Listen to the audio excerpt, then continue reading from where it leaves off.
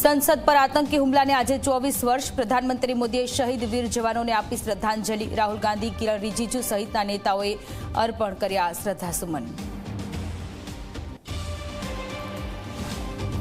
પાલનપુરની Chandisar જીઆઈડીસીમાં food and drugs વિભાગના દરોડા ઘી બનાવતી ફેક્ટરીનો માલિક અધિકારીઓને જોઈને ફરાર। સ્થળ પરથી મળ્યું 35 લાખની કિંમતનું શંકાસ્પદ ઘી। રાજકોટની સ્કંદ લાઈફ કેર હોસ્પિટલના 2 તબીબો સામે પોલીસ ફરિયાદ। તબીબની બેદરકારીના કારણે એન્જિનિયરનું મોત થયાનો આરોપ। ડેન્ગ્યુના કારણે હોસ્પિટલમાં દાખલ હતો એન્જિનિયર। દિલ્હીની હવામાં ફરી એકવાર ભળ્યું ઝેર। થોડા દિવસની રાહત બાદ એક્યુઆઈ ફરી 400 ને પાર। શહેરના 18 વિસ્તારને ડાર્ક રેડ ઝોનમાં મુકાયા।